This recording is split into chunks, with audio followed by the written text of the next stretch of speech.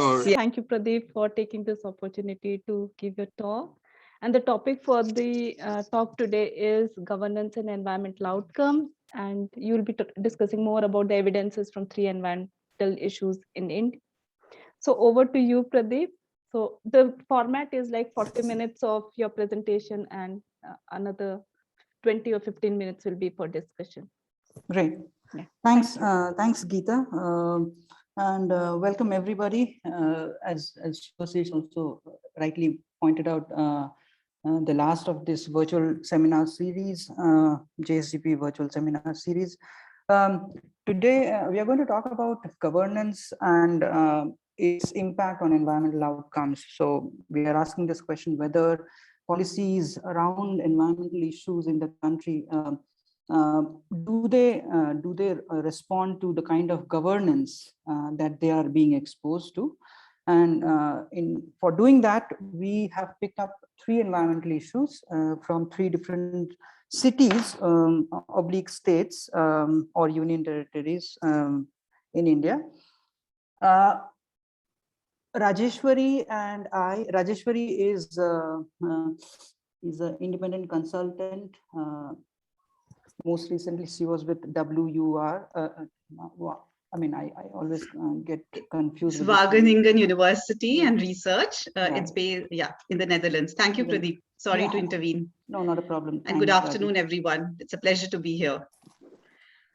So it is with Raji or Rajeshwari and Bhavita, who is currently a academic and trip fellow, that we have been working with on this topic for quite some time now. So we are going to share with you our preliminary findings. Again, I'll stress that this is still a work in progress. We very much look forward to your comments and suggestions. In terms of trying to take this through, Bhavita will also join us in this presentation. I'll present the first part of it, and then Bhavita will present the results, and then I'll jump in with the conclusions and all.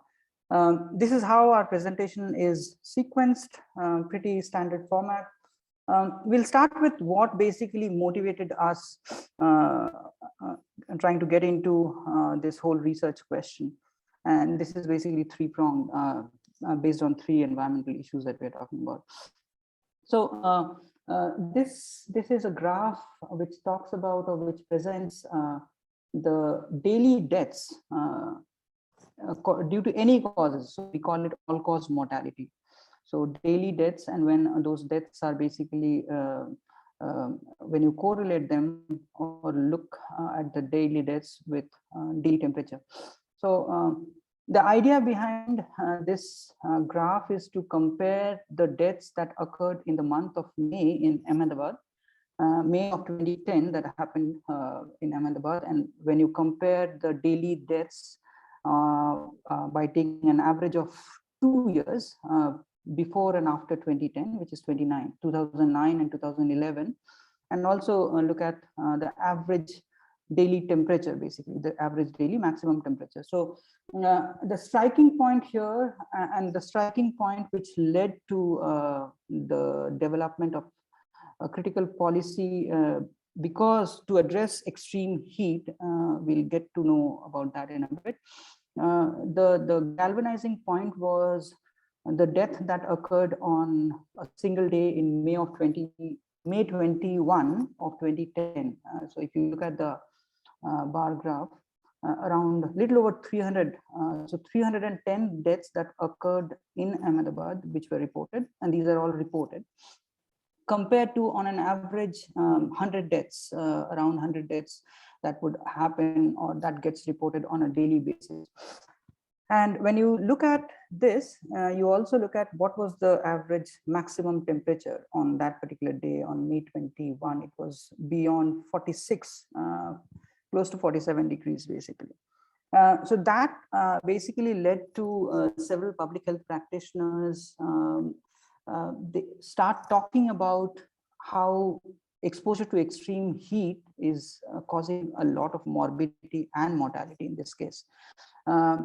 So basically, to give you a few numbers, on May of 2010, there were additional 210 deaths compared to May 21 of 2009 and 2011 taken together. And throughout the month of May of 2010, there were close to 1,300 plus excess deaths due to any cause, which was up by 43% basically.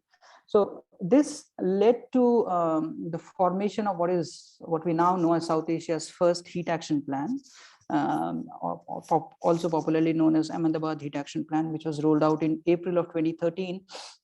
And since then, it has been rolled out in different versions, or so to say, in a much more amplified version, so that if there has been any error in the previous version, those have been rectified, and this comes out in a new way every year to deal with excess heat, basically. Since this plan has been launched, there has been a significant reduction in all-cause mortality. Now, what this plan is about, it basically comprises of 4 different components. It talks about providing early warning system and equipping response agencies with the way that they should respond, creating public awareness, increase capacity building, and reduce heat exposure related activity. So let's say if there is a warning coming out, and the warnings were basically given in a very simple language, in color coded language. So yellow means it is the heat is going to be little over the normal, then it is orange, and then it is red when it is like you have to be very, very careful. So because of all of this, there has been a significant change in the way people in Ahmedabad would look at excess temperature. Not only it led to significant reduction, some numbers also say that when we talk about relative risks, before heat action plan was launched and after heat action plan was launched, there has been a significant drop in relative risk. Now, what is relative risk?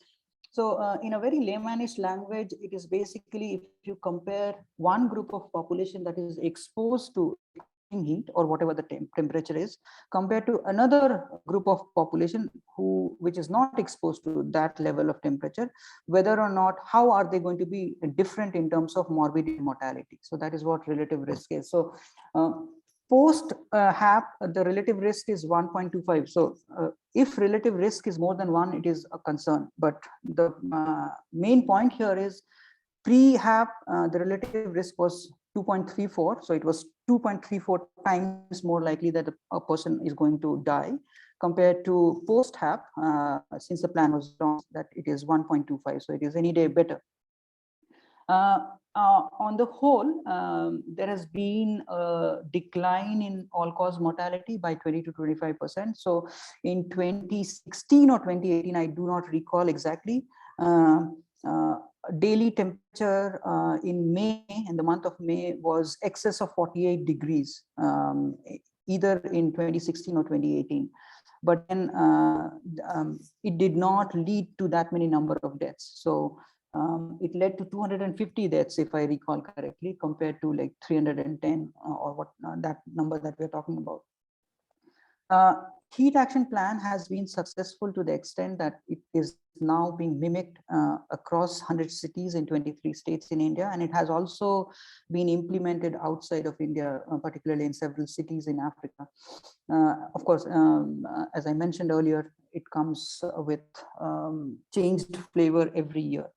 So that was one aspect of the environmental issue. The second one, we are going to talk about air pollution. Now, this is a common news amongst all of us that the level of PM 2.5 or particulate matter size 2.5, the average amount of PM 2.5 in Delhi's air, it has started declining. It has started declining.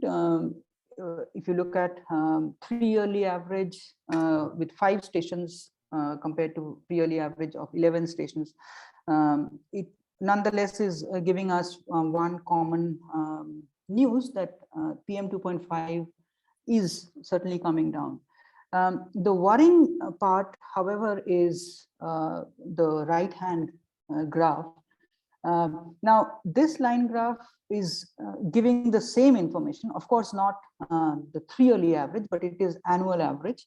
But it provides annual average that comes out from 3 different agencies, CPCB, which is Central Pollution Control Board, which is a central government led agency, Delhi government from the Economic Survey, and Union government when they submitted an affidavit to Supreme Court, primarily the MOEFCC that we call Ministry of Environment and Climate Change, which is a central government ministry.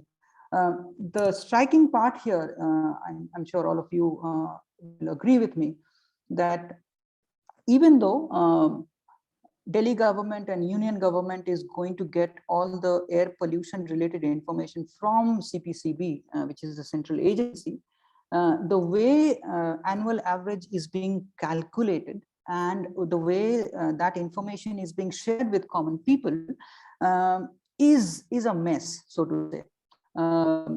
Somvanshi very recently has pointed out a lot of gray areas in how the averages are being computed, how that information is being shared, and how when you look at all of that together, it seems to give an impression that all the agencies are not working in sync, right? Which is basically another aspect of governance. We'll talk about it in a bit. Of course, we all know that exposure to poor quality of air will have detrimental health impact. And there are evidence of that for a long time. The major problem with air pollution, according to us, or we think that the agencies which are involved in decision making, they seem to be not on board with this fact, or whether exposure to air pollution leads to any kind of health impact. There has been few studies, the one which is a 2000, very old study, where they have done a quick comparison of two communities in Delhi, one community which is heavily populated, another community which is low populated, and both of them are exposed to different levels of air pollution, and how various symptoms, be it runny nose, be it irritation in eyes, and so on and so forth, has been worse from the highly populated area in Delhi compared to low populated area in Delhi. And all of and certainly the difference is significant, statistically significant. The third one is basically we are trying to look at an infectious disease, dengue, from Kolkata. Now, dengue in Kolkata is very different from dengue elsewhere, primarily because Kolkata is conducive to dengue throughout the year, compared to if we talk about dengue in Delhi, which is not throughout the year. Only few months when it is a point of concern. Nonetheless, if you look at the blue bars, one would say that okay, the cases of dengue that are reported is showing to kind of taper down. We have additional information collated from multiple newspapers, which provides information based on certain reports which are generated by Kolkata Municipal Corporation. We don't have access to those reports. Even we have tried a lot, but we do not have access to those reports. But if you look at dengue cases that are reported since 2019, between the time point January and mid-October. Now, I have not put these in the slide because in the graph, because they are not strictly comparable. The blue line is based on reported cases for one complete year, whereas the ones which are on the right hand side, 2,700 cases or 956 or 400 cases, these are based on reports from January through mid-October. So even if we assume that there are few cases which would certainly be added from mid-October onwards to December, these numbers are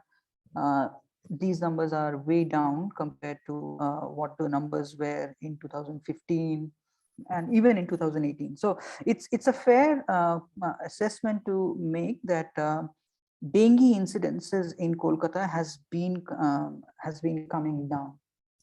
So these three issues are the central point of our work, and we would want all of you to like position these environmental issues in this perspective, or look at it in this manner. Like look at it through three concurrent phenomena that is happening. One, we are talking about migration from rural to urban areas. We are talking about unplanned urban development, and at the same time we are talking about the climate change phenomena, which is a concern. So when you look at all of these issues through these three phenomena, we come to a common conclusion that it is basically the poorest of the poor, or folks, or the households who have less access to resources. They are disproportionately burdened with these when they're exposed to such environmental issues. And to top it all, when we look at India's environmental performance index or ranking of that, it has been a point of concern. We are in the bottom 10 percentile of among all the 180 countries. So at one point in time, India's rank was 141. Now it stands to 168. So the idea moving forward is the environment around us doesn't seem to be performing well or doing well for all the things that are happening around us, primarily in the name of development, we would argue. So we'll talk about what governance is, we'll talk about what environmental governance is, and we'll talk about how environmental governance is looked at from a global perspective. We'll talk about how environmental governance is looked at from Indian perspective. We'll talk about where is the gap that we are addressing from our research, and then we'll get to the results section. So when we talk about governance, like several others, we are also admitting to the fact that there isn't a clear-cut definition of governance. It is a concept, but the larger agreement is how decision-making happens when we look at decision-making through institutions, through the structures, and through the processes within those institutions or decision-making. So this is what governance is all about. When we talk about environmental governance, this of course is how governance is linked to environmental issues and policy making in sync in relation to environment. So when we are talking about environmental governance, we are talking about how decisions related to the environment are made, and whether resultant policies and processes that lead to environmentally and socially sustainable outcomes, whether or not they do lead to that or not. So this is what environmental governance is about. It does help us in understanding how far are we from achieving environmental goals, primarily in terms of talking about are we working in a sustainable manner? Are we working in a way to conserve the ecosystem that we have currently? What environmental governance aims to do is it effective? Is it equitable? Is it responsive, and is it robust? So these are the four aims or objectives primarily that are linked to environmental governance. When we look at how things have shaped in terms of environmental governance and outcomes, there is a very strong indication that participation, so how the stakeholders are participating, who all are participating, that has a very strong linkages to environmental standards of governance outputs. So how do we look at participation? There are various elements to it. Couple of them are linked here. How intensely the participation is happening. whether or not the participants who are involved, do they have any decision-making power? Is there a convergence in the stakeholders and their perspectives? And whether or not there has been like continuous capacity building activity that is happening. Another evidence tells us that environmental preference of stakeholders certainly is critical in decision making. So who all are on board, who comprises, who constitutes the decision making, what are their environmental preference, what do they think is more important, that translates to how decision making happens or how policies are formed. These are all also part of how basically policy making happens. And there is a growing evidence that involvement of local and indigenous communities in decision making, and whether or not that is integrated to national level or international level policy making in terms of adaptation or mitigation programs. There is a lot of information coming around it, primarily from East Africa. I'm forgetting the community. Pastoral community, yeah. So basically, when policymakers, think tanks, governments, when they all come together and also listen to the indigenous communities, for example, the pastoral communities. Now, pastoral communities, basically the economic activity is based on livestock, their rearing and how they use common resources, and how much do they care about the environment. This is what pastoral economy is about. So we have examples coming from East Africa. We also have examples coming from Bhutan. I do not recall that, but integrating indigenous level of information is very critical, and we are starting to realize the importance of that. So this is some of the flavors from the global perspective that I would say. From Indian perspective, see, environmental governance is not a new thing. It is as old as 1972, when then Prime Minister Mrs. Gandhi returned from Stockholm from a UN conference on sustainability and development, I believe. And then that led to the constitution of what we now know as Central Pollution Control Board. In 1980, the Ministry of Environment was constituted for the first time. But then, unfortunately, in the recent times, environmental situation seems to be on the downhill. And we say that because the way several projects are being cleared without having adequate environmental impact assessment and so on. That is certainly an area of concern. More on that, whatever evidence that exists from India has to do with how judiciary has been the leading agency in terms of trying to define the discourse on environmental governance in India. And also, it has been observed primarily through disaster management and governance on climate change. But there has been, to our knowledge, there is no evidence, so to say, that has tried to explore the structures within the government, the nodal agencies or the implementing agencies, and how they are responding to the environmental concerns. Do they have any power? Is there any adequate power provided to them? So that kind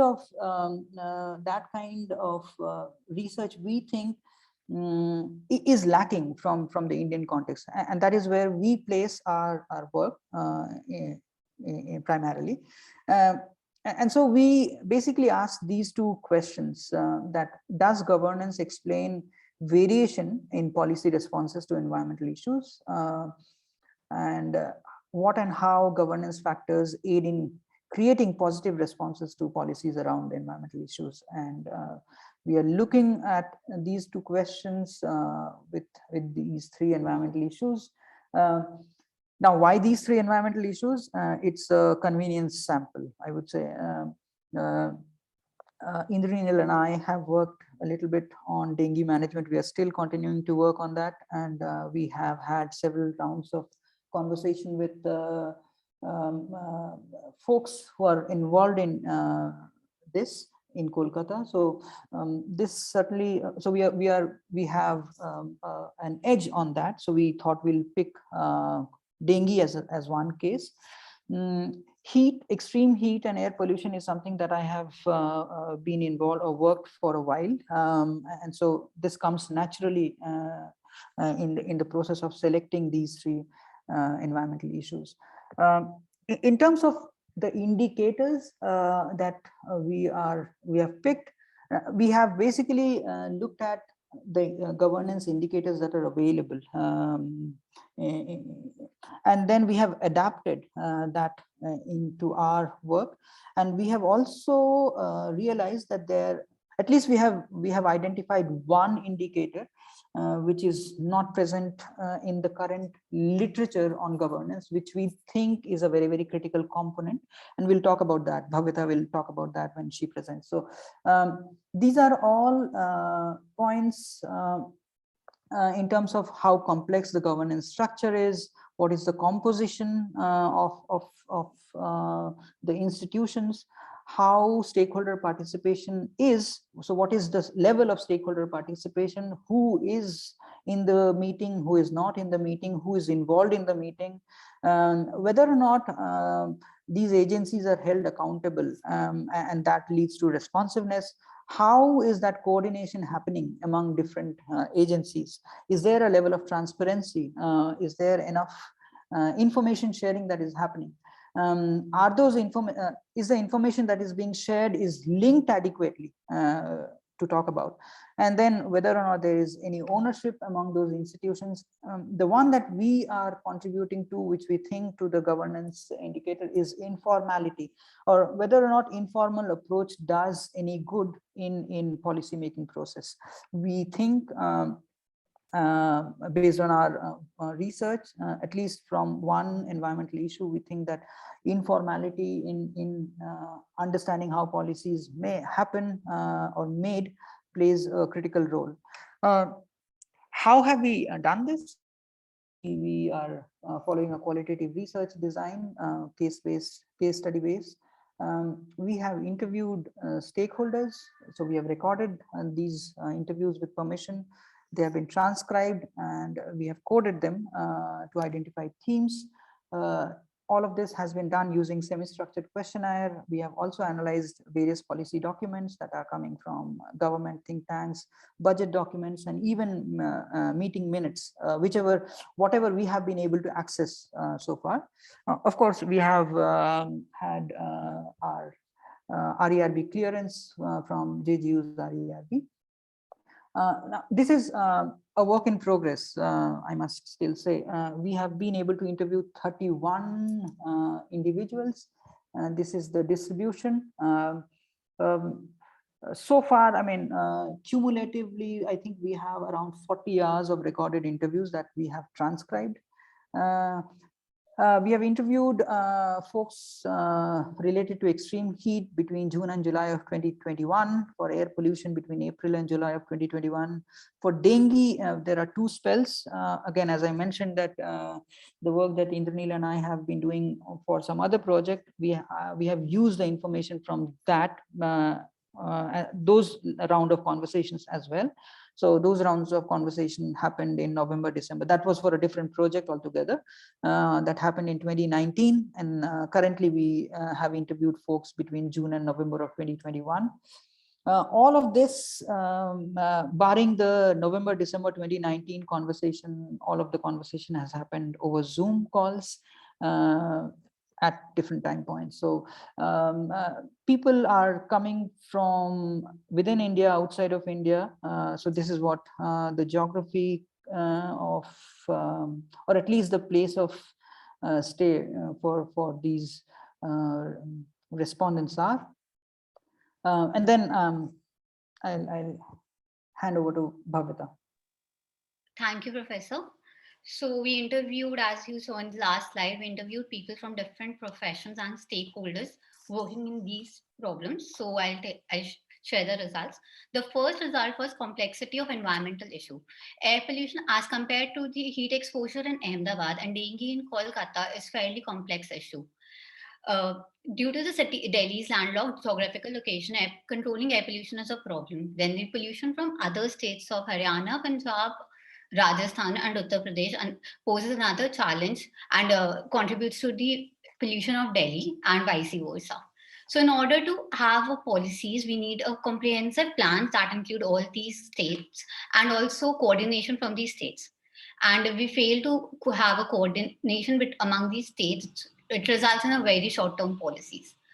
For example, odd and even policy rule, which was implemented by Delhi government, though it helped to improve Delhi's air quality index but it was just a very short-term solution. We can't think of it as long term.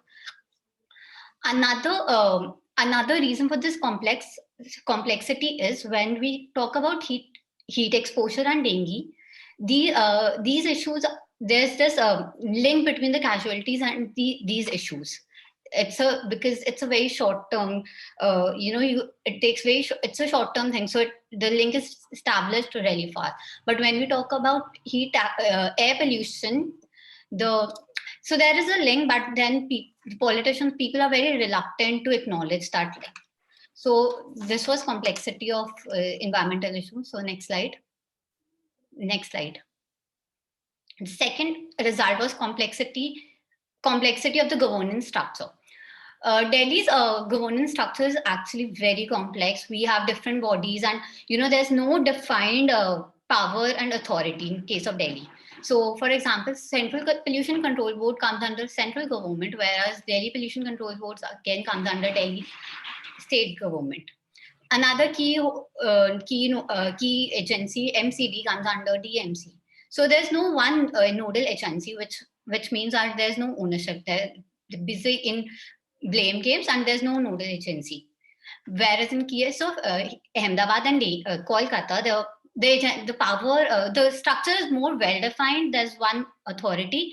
And so there's a sense of ownership to these problems. So the policies implemented are with the sense of ownership. So they result in a successful policies. So next slide. The third result was finding was composition of government structure. These governance structures are not conducive to environmental governance, especially in case of Delhi. In Delhi, we saw that there are very few permanent technical experts with scientific knowledge. The staff, these agencies are understaffed, which means these staff would be overburdened with work. Also, one very interesting finding was there are no legal experts, and in Delhi, where the staff which is already there, they are doing this work, which results in these staff working for 3-4 hours on an issue, which usually takes 30 minutes for an expert to do. These agencies also lack social scientists, so there's no social scientists, which means that social issues are not touched upon. One very interesting and very shocking finding was gender disparity, and it was not in just one case, but among all the 3 problems. So next slide. Another finding which everyone talked about was the stakeholder participation. Better participation of different agencies and stakeholders results in better implementation of policies and plans and acceptance of policies and plans. This is very evident when we talk about heat action plan and dengue. Heat action plan was a very inclusive policy planning and implementation, as there was participation of civil societies, and these civil societies included talk to vulnerable groups, women's, and even in dengue, when we talk about dengue, the implementation of dengue was at a ground level, and the staff was largely from social service sector. But when we talk about air pollution is a very elite-driven problem. So it was very elite-driven advocacy. Also, air pollution forgets to mention one of the key stakeholders, health practitioners. One of the health practitioners whom we interviewed I quote, NCAP, National Clean Air Program, which is a flagship program for controlling air pollution, does not mention health anywhere in the document, I unquote. When we talk about air pollution, the government forgot to mention one of the most important group with which really need to participate for better implementation of policies. Next slide. Another aspect which came was accountability. In case of Delhi air pollution, accountability is mostly imposed by judiciary. Thanks to the social media and media attention, like Twitter and media covering this issue, it means that there was a lot of more accountability as compared to when these issues were not discussed. Delhi has most number of monitoring station. Delhi currently has over 200 monitoring stations. So, which means that these stations are there. So one agency is looking at these is looking at these data, but then what is happening to data is still unknown. They do publish it online, but then how is it being used? It's still unknown. When we talk about heat action plan in Ahmedabad, the plan is very there is regular assessment being done. It's monitored every year. So they talk to civil societies, they talk to stakeholders. What was the problem? There is a feedback loop. So that plan is more. It's very accountable in that sense. So that heat action plan. This is one of the another reason we talk when we talk about air pollution, that accountability is less when we compare to dengue or heat action plan. So next slide. Another finding was capacity and ability to respond to environmental concerns. Government respond to environmental concern is actually connected to the resources and capacities. In case of Delhi air pollution, there is lack of capacity. There is scope for building more capacity, especially two types of capacity: technical staff as technical capacity, as well as coordination among different states. Otherwise, without this, we might spend 10,000 or 100,000. We won't be able to solve this problem. Also, training in these organizations is more of a knee-jerk, just for optics, and it's a knee-jerk reactions. The staff is overburdened with the task, and they're not when they're overburdened, they're not interested in doing any kind of training. So staff in all these three, one thing which we noticed, staff in all these three issues needs to be trained to deal with changing environmental landscape and policies. So next slide. Transparency, thanks to the digitalization and social media, transparency is a better these days. All the documents, be it all the data is available to public on their websites. We even have budget expenditures available to the public. For example, in case of dengue management, there's the government of West Bengal has on their website has a budget document how the money is being allocated. But again, we saw in case of Delhi also, we saw that there has been resistance to share this information. The government is very they don't want to share this information. So the last result was informal processes and procedures. This was mainly relevant to heat action plan in Ahmedabad. So heat action plan was very informal in nature. The language was simple. They talked to people, and there was very informal meetings. They used to have meetings with nodal agencies and Ahmedabad Municipal Corporation, and then it could have been. It was very simple process throughout, and it was very informal setup. So that helped for successful implementation of the policy, the plan, and I think this could be used in all the other two problems as well, informal setting, so that more stakeholders and more people are involved. Thank you. Back to you, Professor. Thanks, Bhavita. So this is just a crux of who said what, how many we tried to fit in a grid. This is again, these numbers are going to change. So most of them did talk about the composition, whether or not there is enough stakeholder engagement or not, whether or not they are held accountable, whether there is coordination, and I think the numbers that are there for extreme heat in terms of accountability and coordination, these numbers are conservatively reported here. It's certainly up as far as I recall. And then in terms of transparency, well, people have said that, okay, we do, or the process is transparent, but transparency does not stop at just sharing information. How that information is shared, what kind of information is shared, we just saw in the case of air pollution. So CPCB is saying that annual PM 2.5 concentration has gone bad, whereas the other two agencies, Delhi government and union government, they are saying that it has actually come down.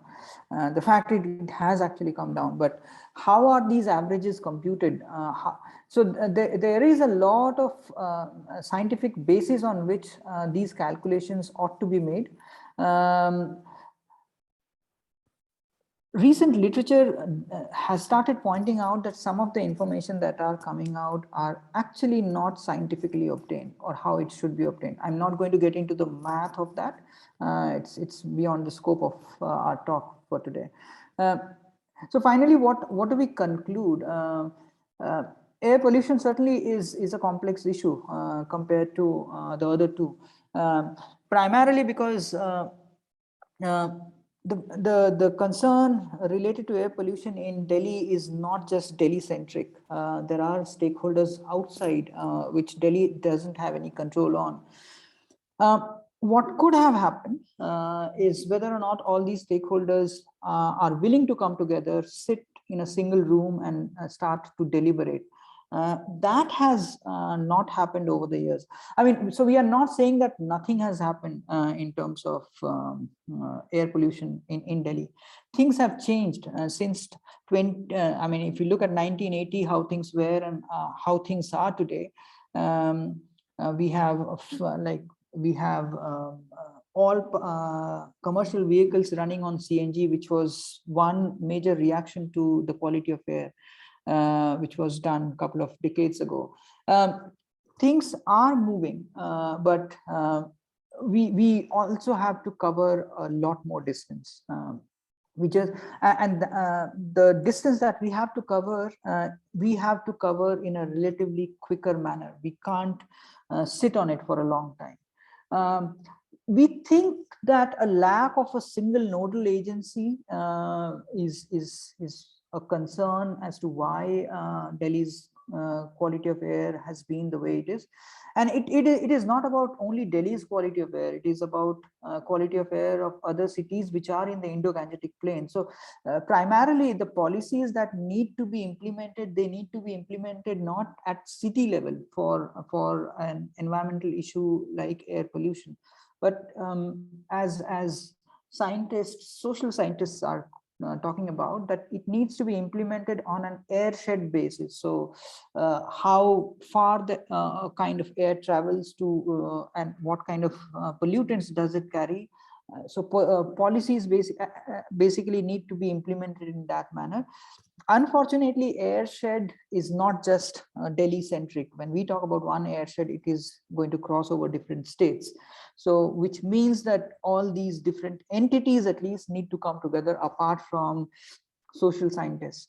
One major problem, as Bhavita also pointed out, that we know the science behind air pollution, but even to folks with whom we have interviewed, they agreed that there are not any social scientists in the room.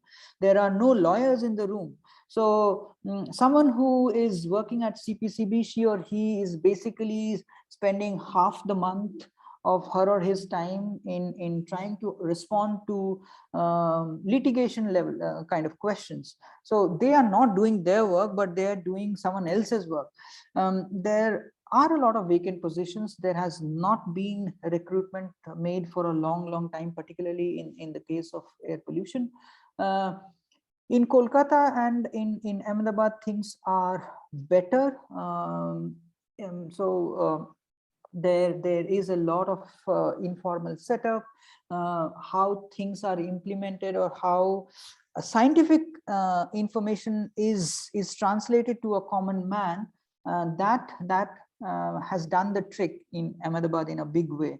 They have not, someone said that we have not used any jargon laden information. We have used very, very simple language. So that is the crux of our finding, that you don't need to use a lot of heavy science to convey the message.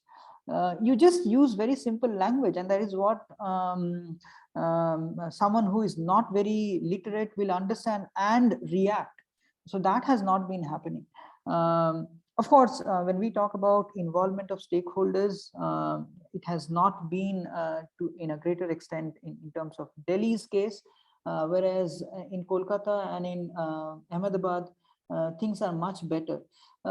Things are also much better because of the strong political will or strong political backing, basically. So if someone who is politically, who is elected through this voting mechanism, if they themselves are involved in this whole process, then things become simpler.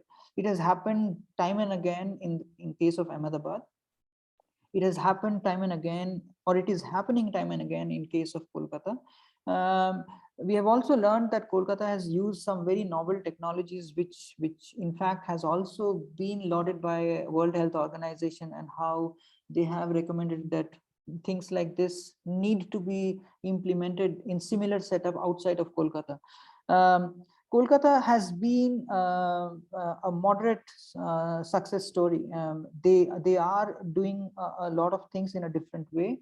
And very recently, they have also started coordinating with adjoining municipalities. So dengue, again, the mosquito in Kolkata is not only limited to KMC, Kolkata Municipal Corporation. They can fly out to Bidhannagar and so on and so forth.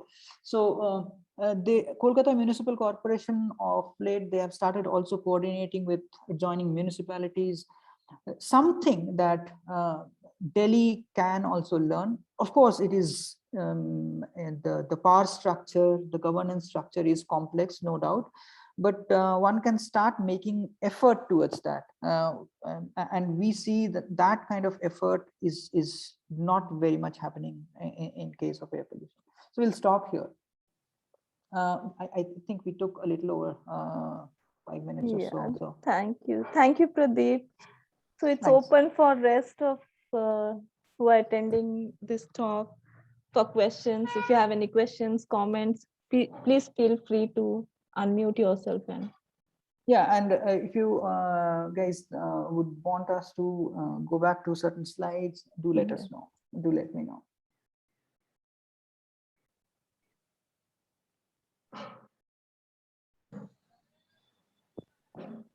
Geeta, can I ask a question? Yeah, please.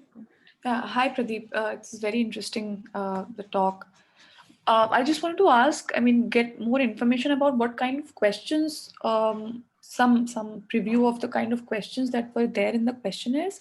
Like, how were you sure that these people are very informed about the process or about the governance, about the local structure? Yeah, sure. So regarding what kind of questions were there in the questionnaire, it was an open-ended questionnaire. We first, so depending on to whom we are talking, what background they're coming from, what is their profession, we would start with a very open-ended question, trying to get an assessment from them about what they think about the situation or that particular environmental issue. And then we moved on to what did they think about that does governance has any role in terms of trying to shape the policy outcomes, basically, in the policies related to environmental issues. And then the way we typically progressed into our conversation was based on what kind of responses we were getting from them. Several times, an interviewee would come up with one keyword or another keyword around some of these indicators, and then we would probe more into towards those indicators. In case when that kind of information was not coming, we would certainly give them a chance to think about certain aspects of governance. And then that would lead to another round of conversation around these issues. But the idea was not to, or has never been throughout these 40 hours of conversation that we have recorded so far, was never to kind of give them the hint about one particular governance issue, but to get to know from them and then probe deeper. And that I think also resulted in us letting, I mean, they sharing with us another keyword like informality in the decision-making process. And Ahmedabad Heat Action Plan was the biggest beneficiary of informality, or the informal setup in decision making. Even language, for that matter, which we do not talk anywhere. So language is also very important.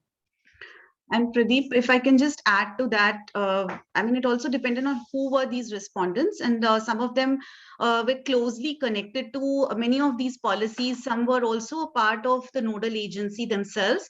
So from them, we got a lot of insights, I mean, inner insights, which I think would not have been otherwise available to us. For instance, I mean, the whole issue of the capacity that came in, I mean, we got a lot of information from some of our interviewees who were a part of these nodal agencies as to how, like, you know, half the time really goes in trying to meet these litigation issues, and also how, for instance, we have a lot of data now and a lot of things are coming in, but why, for instance, because of this lack of coordination that happens. And I remember, like, one of our interviewees who's a very important member of one of these nodal agencies in Delhi, he said that there is also an issue of capacity when it comes to how to work in coordination with each other. So over there also, perhaps some amount of training would be helpful. And when Pradeep talks about this informal aspect of it, I think for Ahmedabad Heat Action Plan, it was important essentially because a large part of the plan was discussed over lunch and meetings that these like, you know, scientific community had with the Ahmedabad Municipal Corporation staff.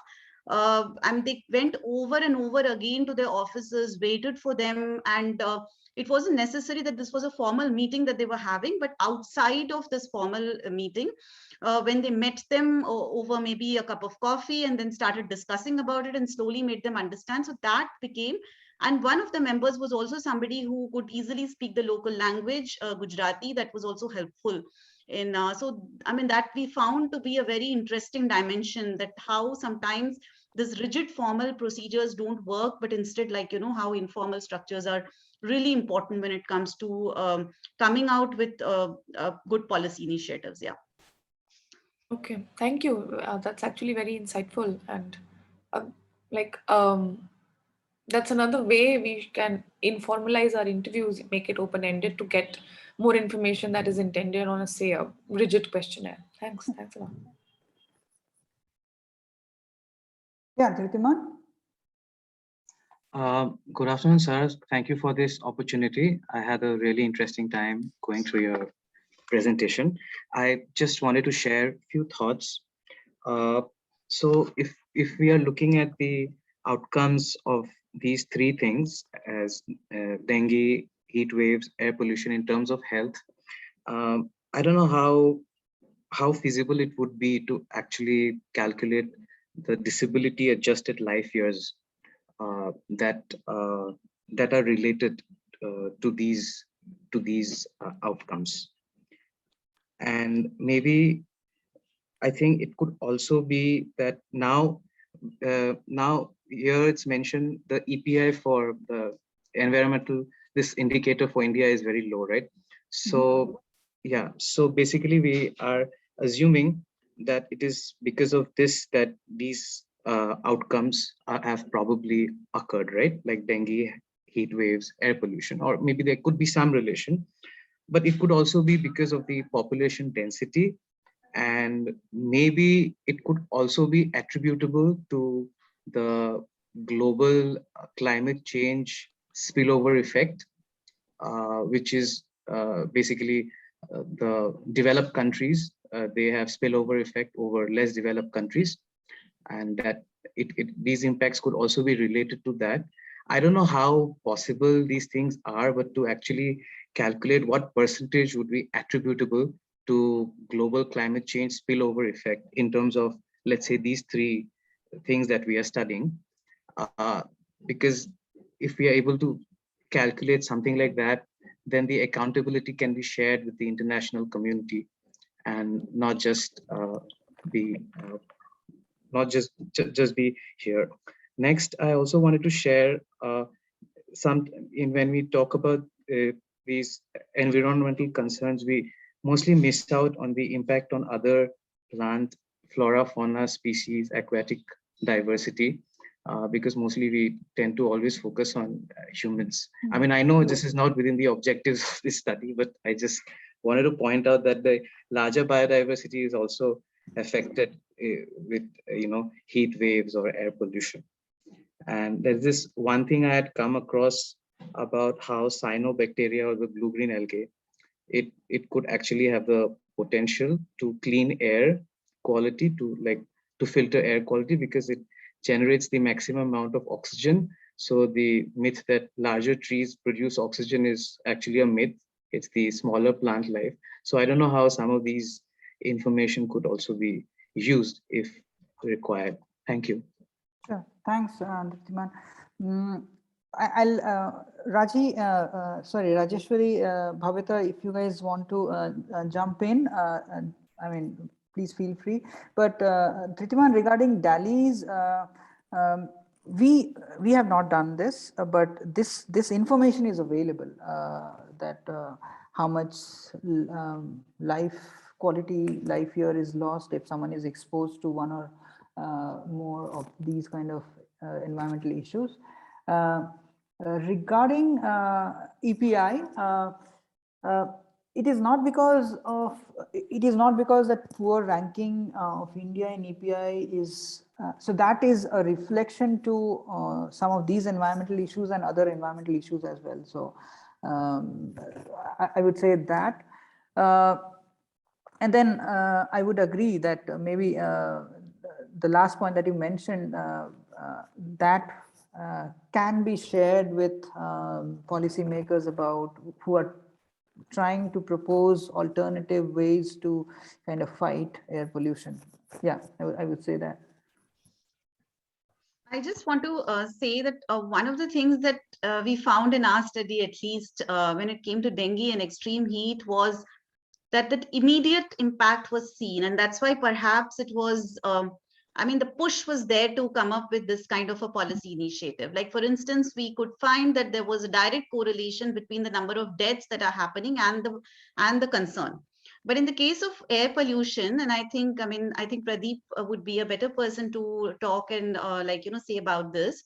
And I'm answering this question that you were essentially saying about health and other kinds of issues, and also about larger environment. And when it came to why we focus only on humans, even when we focus on humans, in the case of air pollution, it's ironic that because immediate deaths is not something that people can really see and relate, and there are studies that have not really pointed that correlation, and even if they have, maybe that policymakers have really not been able to and because when we spoke to some of these nodal agencies and the people who were a part of very much involved in this entire thing, the question was that what is the authenticity of some of these data that is coming in terms of health and level of air quality being connected to each other.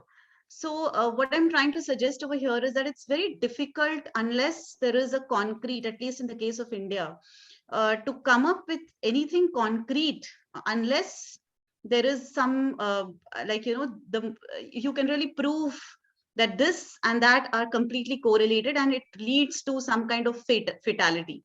So that is the reason why I think air pollution, perhaps there are different kinds. It's like a maze But within that maze, this issue of health and I mean, that correlation is somehow missing. And that's why perhaps it's very difficult for also advocacy to emerge out around it. And therefore the question of accountability being connected to it. Yeah.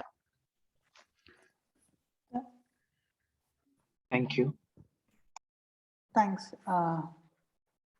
Others?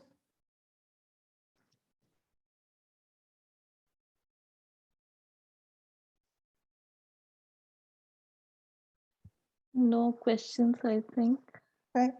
Yeah. Okay, then Pradeep, thank you so much. Thanks to you, Bhavyata and Rajshri. It was a very good presentation, I think, and all the best that you complete it and, you'll be able to share with the complete paper with us. Yeah. Thank Yeah, you for we all those certainly who have look forward to attended. that. Yeah. Thank you. Thank you. Thank you so much. Thank you. Thank you, Thanks. everybody. Thank you, everybody. Thank you. Thank you. Thank you. There's someone in the chat. Okay. Thanks. Oh, thank you. Yeah. Even I looked at the chat. Yeah. Thanks. Bye. Bye Bye. bye. Ajay, you can stop the recording.